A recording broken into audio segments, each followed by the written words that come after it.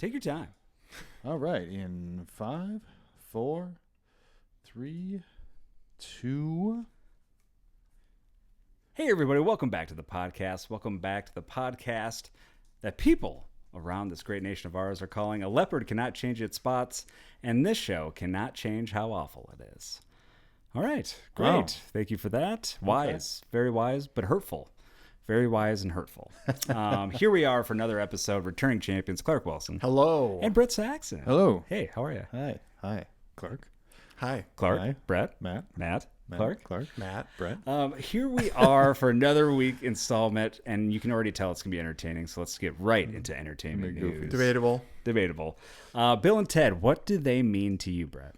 Absolutely nothing. Yeah, dead to me. Dead Yes. to me. You didn't watch the Bill and Ted, any of the movies? How many were there? 3? 3. But Yeah, one came out There was a fairly recently, reboot yeah. or whatever.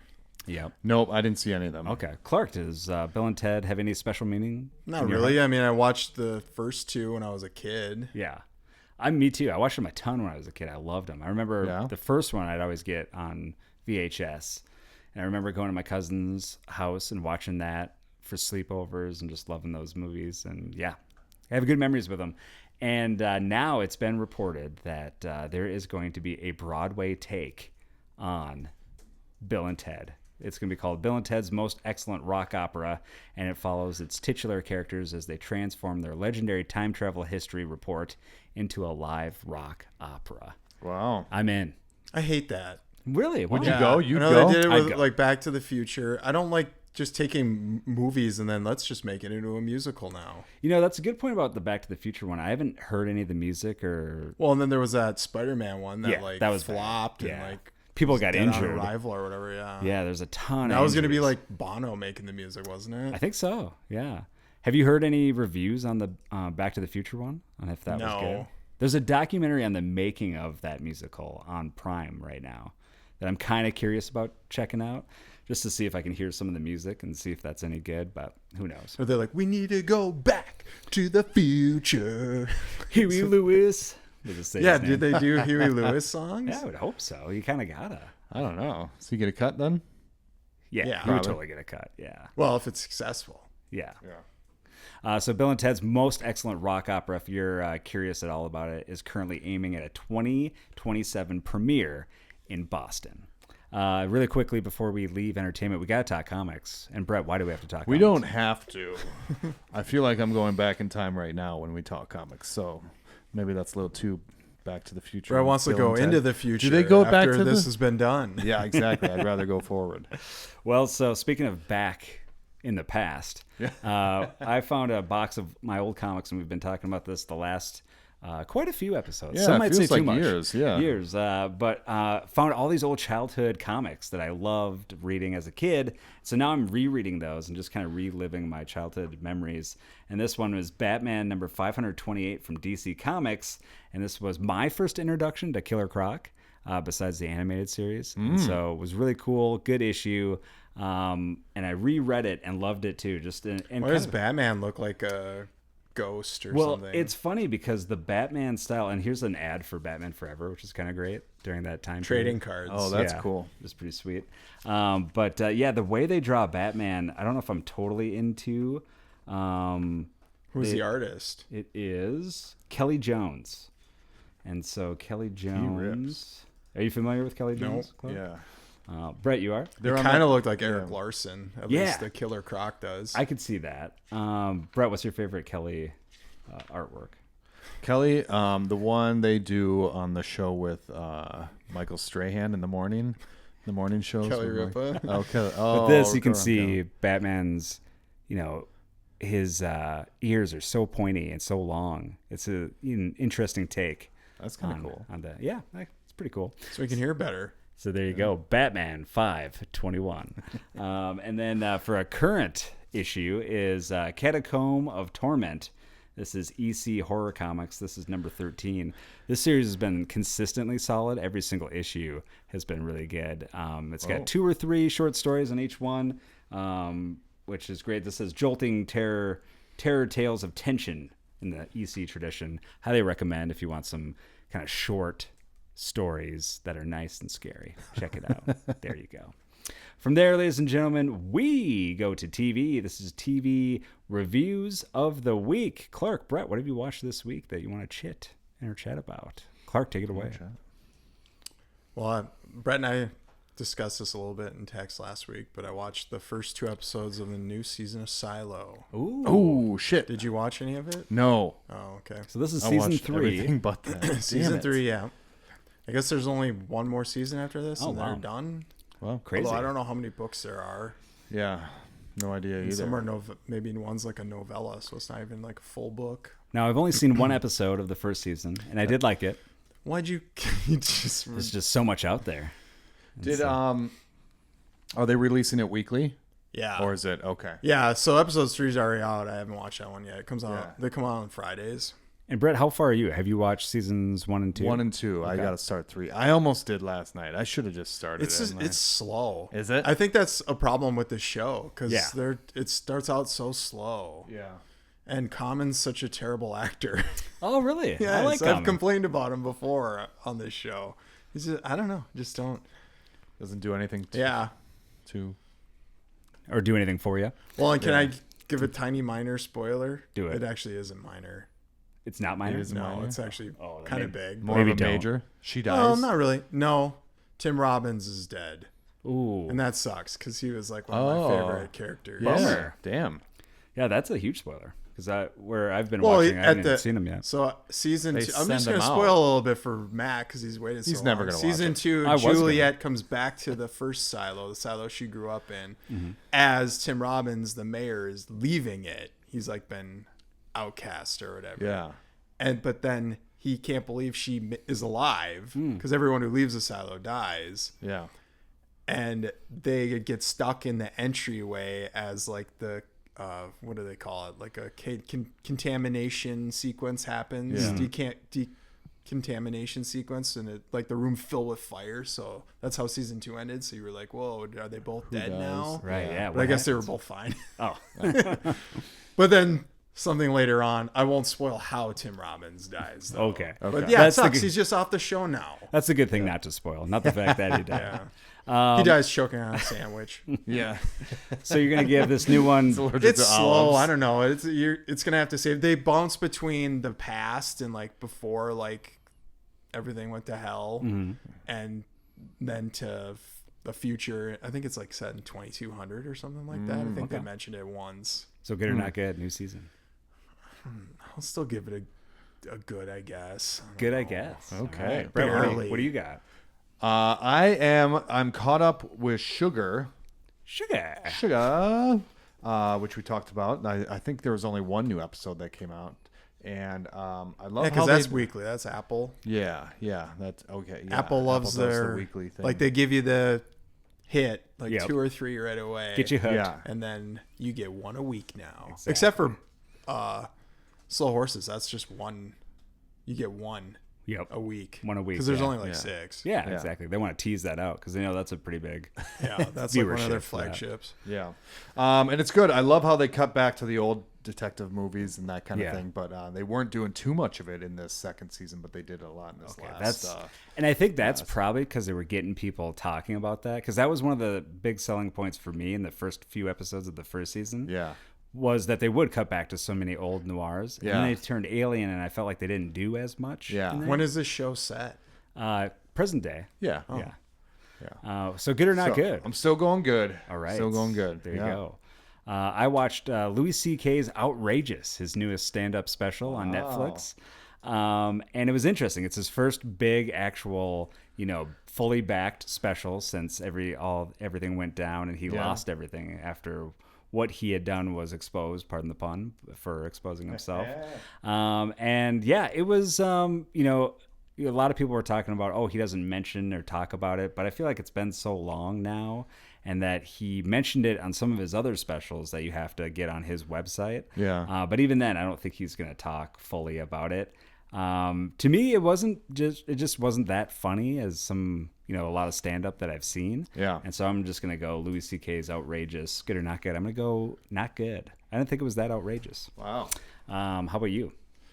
Do you are you a Louis C.K. fan? Is that something you would want to see? Yeah, I mean, I love the show. I love Louis. I love the show too. So I feel like that was great at the time, and now if they ever tried to do it again, it wouldn't be the same. Just wouldn't hit. So, but I don't know if I'd go back to watch any of his stuff, especially if you said it was mediocre. Well, he had that movie that was going to come out right at that I still time. Think, Did that ever get released? It didn't. I still think you should release that. Yeah. Just to see, see what that's all about. Yeah.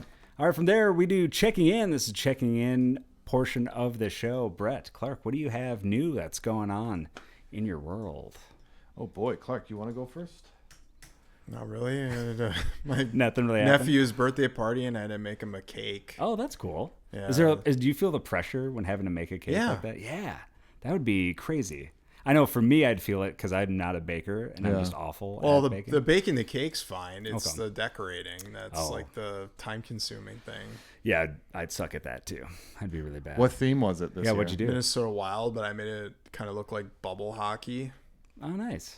That's cool. So you just didn't do a puck cake? Just a black? Yeah, that's the way to do it. It's a chocolate cake. It's a hockey puck. Now you say bubble hockey like those old arcades. Board, like foosball. Oh, those were fun. Kind those of. were I fun. kind of tried to make it look like that. Yeah. I actually made so it was Kaprizov, Eck, and Boldy. I made them out of like wire and fondant, and then they were way too big, so I had to redo them. Okay. And I made them like look a little more like game, the game pieces. Oh, sweet. Yeah. That's awesome. Do you have any pictures? I do. I can show you later. Sounds Put good. them in the show notes. Brett, what was new with you this past week? I would say absolutely nothing. Really? Been a pretty steady week. Okay. I did. Yeah, Matt, we're in our 40s. It's not like we do interesting shit all the time. Well, it's funny you say that. I don't even do interesting stuff, but I feel like weird, interesting things do happen. Just happen to you. Just happen. Yeah. So, for instance, you live in Minneapolis. Yeah, that is true. And to prove that point too, Paige, my wife, we were out walking by our apartment in Minneapolis, and we're walking up towards the stoplight. And we were walking. We were walking. We were just walking. And we're walking, and Christopher walking. And so this car is coming up behind us, and I see this guy. He's kind of like sticking out halfway out of the car. Yeah. And I'm like, okay, what's going on here? And he's kind of just looking and almost looks like he's saying stuff to people as he's driving by. And he's behind us quite a ways, but I kind of clocked him right away. Yeah. And I'm like, okay. And, because I'm always looking around, and that just, like, you see a guy half hanging out of the car. It's not something you can really miss. Out the window? Out the window. Passenger or driver? Passenger, yeah. Wow. And so he's hanging out of the car, and I'm like, okay. And so I go... Throwing water balloons at people? I just didn't know what was going to happen. So I actually stood in between Paige and put her towards you. No, I was very much the gentleman in the situation, and I went and stood outside of Paige, blocking Paige from whoever this guy was in this car. Yeah. Not to say that he would do something, but you never know. You never know. And it is, anything could happen these days and ages. Yeah. And so car comes up, and nothing happens. He's at a light, and there's two cars in front of him, and so we're at the stoplight. So he's still a little bit of a distance behind. And then the car takes off, and so the two cars in front, they're past the intersection, and we're crossing the intersection. And his car's coming up, and we're like, okay, so whatever's going to happen is going to happen. Parallel to you. Yeah, he's parallel, and then he's going to pull left and go away from us. Okay. And so he's driving up, and then he's still sticking out, and he goes, your socks are goofy, bitch, and then drives away, and then that was it. We never see him again. And I was like, there you go. Only in Minneapolis. That's a perfect story. Wow. Your socks are goofy, bitch. Was he talking to you or to Paige? Well, I was covered in complete socks from head to toe, so I think it might have been. Were they goofy socks? Yeah. No, they're just my normal socks. They were the same ones you're wearing now? You've been wearing Exactly. the same socks for several days? I haven't changed in a week, yeah. Did Paige defend your honor? She did. She goes, what'd you say? Yeah. She pulled her gun out. Come back and say it to my face. But that will be the name of my new autobiography. Your socks are goofy, bitch. Yeah. I hate it because I'm so sick of books that just have swear words in them. Yeah, but that's the current thing. Shut the fuck up. And it's a self-help book. Oh, yeah, there is the subtle Yeah, art there's of like not- several. yeah. You just look at Barnes & Noble and like there'll be a dozen. That's true. From there, we do advice. This is the advice segment of the week. Brett, 3 reasons why advice is so important to our society. just to help people with their sock consumption. And we don't like to swear here on the advice section. So if you are looking for some self-help books that are more PG, we are Matt's going to have the dirtiest advice question. What would be a good example of a clean title for a self-help book that you would write, Brett? Those are some goofy socks, man.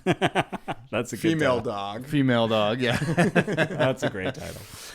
If you have any advice, questions, or comments, reach out at notgoodwithmatt@gmail.com. That's notgoodwithmatt@gmail.com.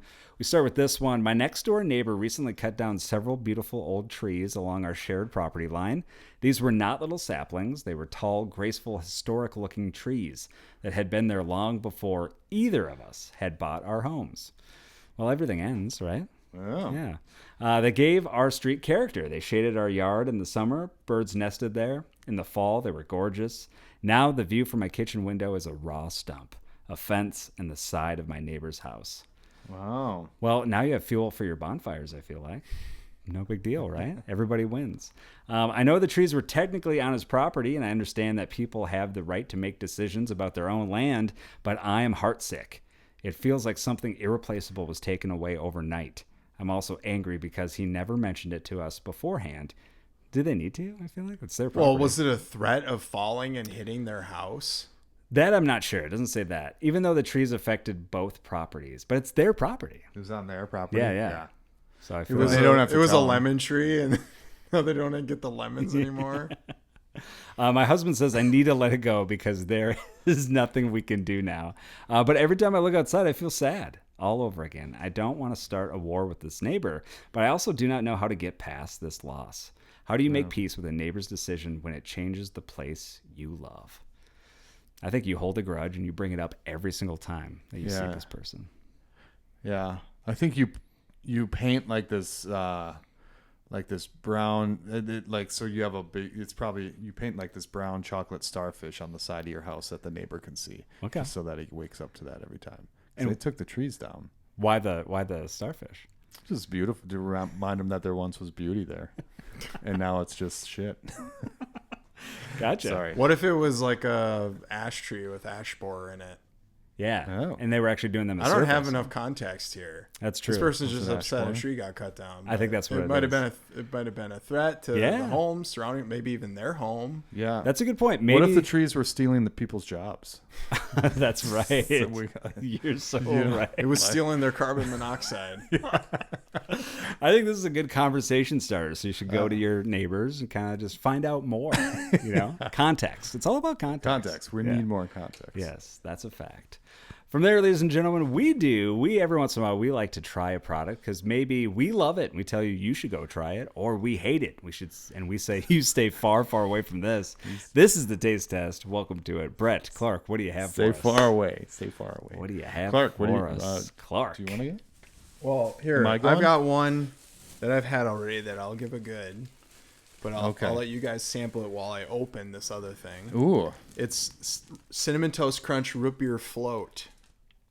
Sorry, I don't have the box. But yeah, this is Cinnamon Toast Crunch Root Beer Float. Wow, they sell it in paper bag. Ziploc. That is a paper bag. That's a paper bag, Matt said. A Ziploc paper bag. That's actually what you should. All right, fine. You don't have to fucking have any of it. Fuck you. That's what you should make is paper bags that look like Ziplocs. Yeah. That's the new thing. Well, they make like compostable plastic bags. Yeah. Compote? So try Chipotle? that. But Truman the thing I have is compote? from Canada. Ooh. It's Dare Ultimate Maple Cream Cookies. Oh, Canada. Or Dory. I don't know how it is. Dare? Yeah. Well, there's no accent or anything on the letters, so I'm just going with Dare. I think it's Dare, Yeah. I dare you to only eat one. Keep kids off cookies. That's what Dare is. Does it taste like a root beer float? Yes, it does. Yeah. Yeah, a little bit. Let me try some of that. You want a little bit? Yeah, I'll try a little. Good old greasy paws in here. Yeah.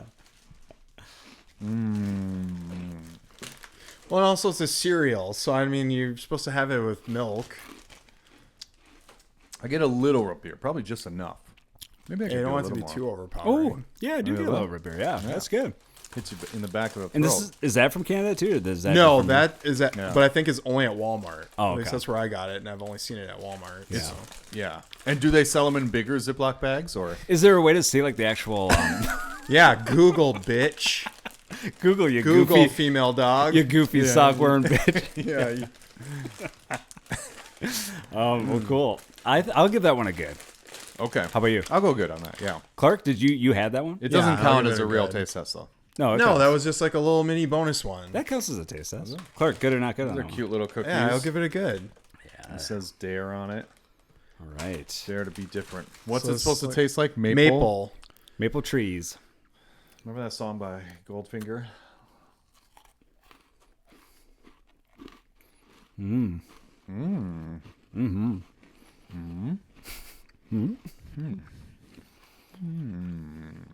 can definitely taste the cookie.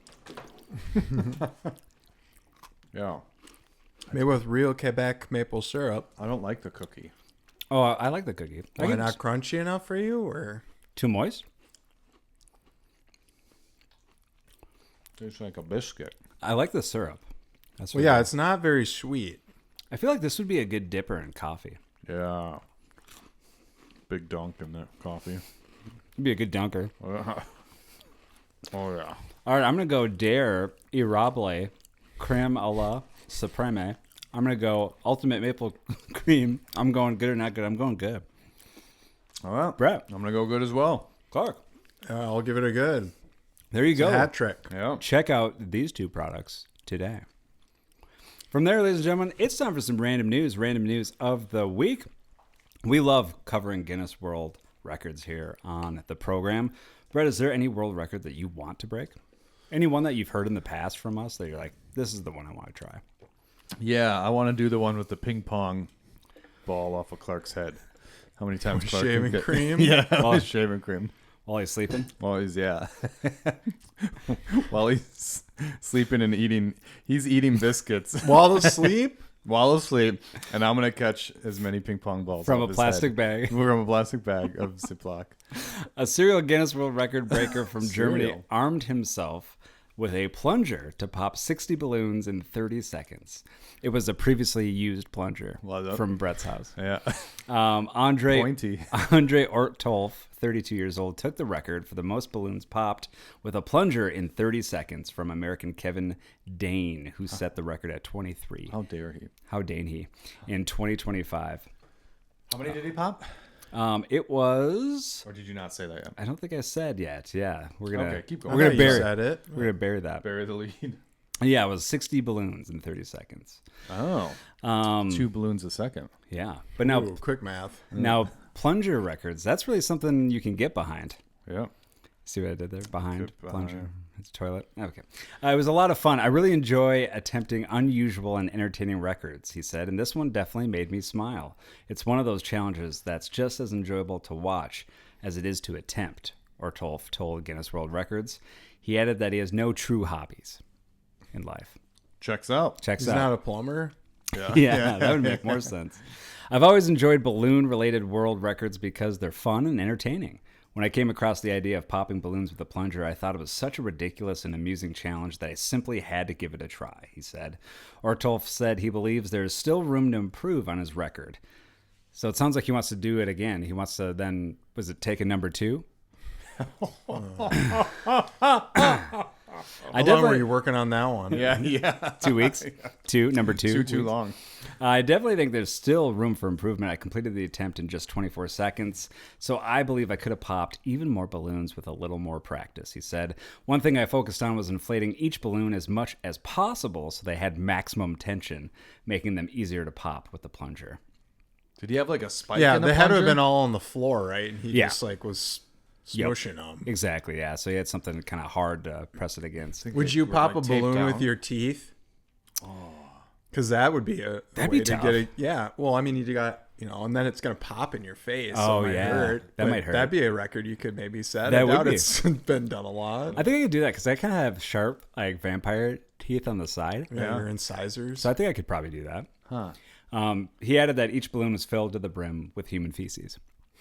So there you go. That's what did it. All right, finally, ladies and gentlemen, it's time for movie reviews of the week. Clark, Brett, what have you watched this week that you want to chat about? I saw nothing. Pass, Clark. All right. Yeah, Brett, you never watch any movies. It's incredible. You said you didn't do anything. You could have watched a movie. Well, I did a lot of nothing. That took up most of my time. You should write. Then I did a little something. You should write a TV show about nothing. Should I? Yeah. Yeah, that could be cool. Should maybe have it set in New York City? You could be Barry Steinfeld. All right, From Clark, Elk River. what'd you watch? I watched a movie back when we were in Canmore, Canada. Nice. It was like we had the movie channel.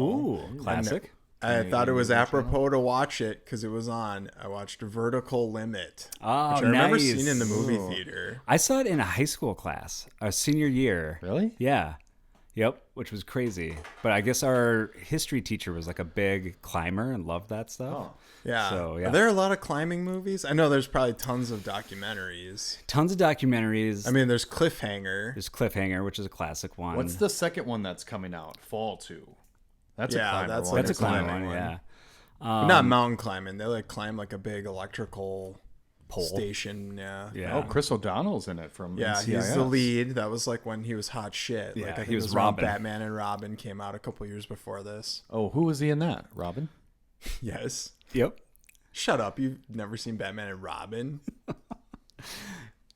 Yeah, he was busy So- watching. He- Austin He was Powers. also in Batman Forever, too.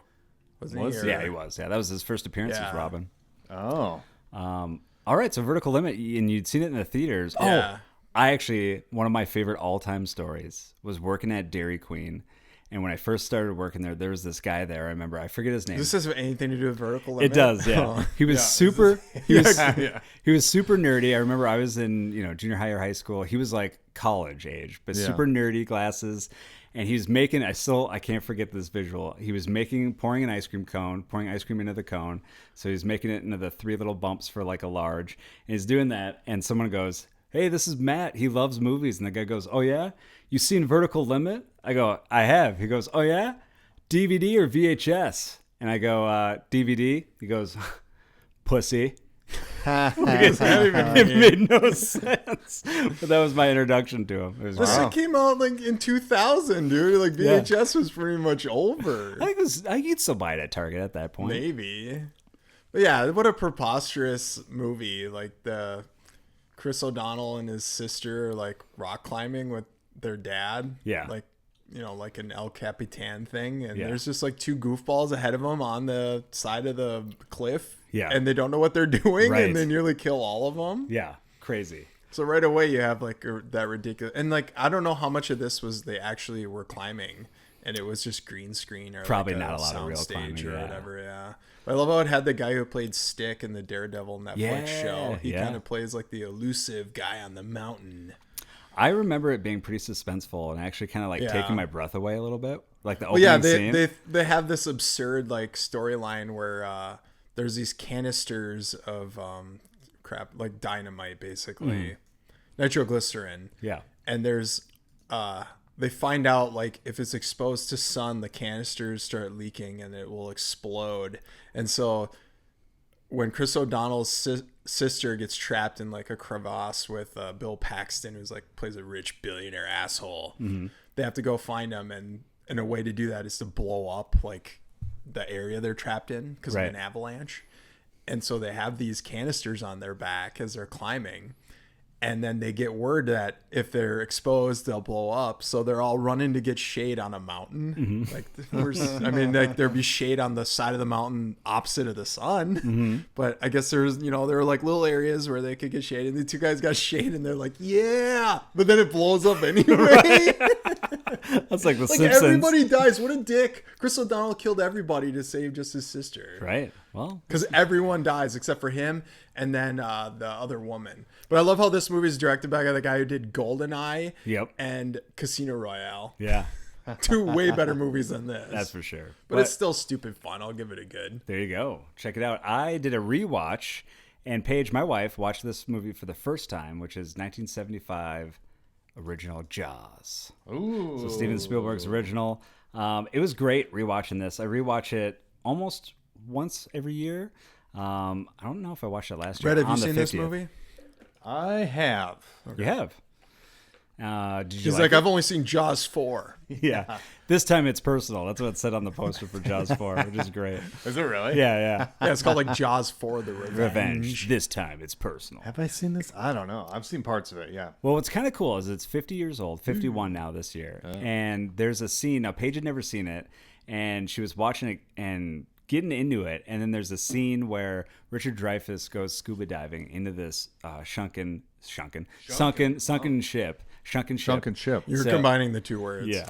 So he goes down and he's looking around. You see it underwater. Yeah. And then all of a sudden, a body pops up. Of course. Dramatic effect. And a total jump scare. And she immediately just throws her wine up into the air all over the blanket and all over the couch. No. And it was like more. I thought it was so cool that after 50 years, there's still, you know what I mean? It's that powerful that it can cause something. Well, yeah, that's what's jump scares, man. Yeah, it's timeless. Yeah. It's kind of cool. So I'm going to go Jaws. Still great. Still holds up. Good or not good? I'm going good.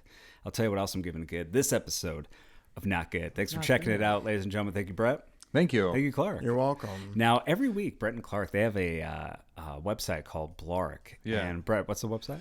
That's Clark.com. There you go. So check Clark. What was the website address again? Clark.com. And now every week you can go there and find a brand new product that you can get, always different, always cool, always refreshing, always topical, always political. Brett, Clark, what do you have for us this week? Let's start with the main man right to my front vision. It is Brett. Yeah. This one is going to knock some goofy socks off of you. Yeah? Yeah. This one, it's maybe not totally legal, but what we are doing is we are buying cereal from stores, right? Get this. We're going to buy cereals from stores, okay. Right, Clark?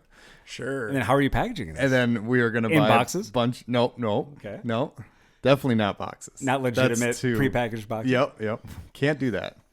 We are going to buy, then we're going to go to that same store on a different day. Okay. And then, right? Put them back because we put toys in them. Okay. Because we're bringing back toys and cereal boxes. Yep. Oh, I like it. So, and you could get any different type of toy. You can get like, I don't know, pictures of old grandparents, or like you can get like an obituary. Yeah. A tin whistle. Maybe a used Tommy Hilfiger shirt for a baby. I don't know. Submarine that you fill with baking soda. Teenage Mutant Ninja Turtles prepackaged dough. Oh, yeah, that was a good one. So yeah, go to the store and just. You might not know which one it is, so buy them all. Buy them all. All right, there you go. So check that out this week. Thanks for checking out the podcast. Thank you, Nalo. Thank you, Unis, for great music yet again this week. We'll see you 1 week from now. I love you. Goodbye. Goodbye. Bye-bye. Hey, Twitch, stick with us. We will be back with another episode in just 1 or 2 minutes. See you then. 3. Goodbye. 4. Bye-bye.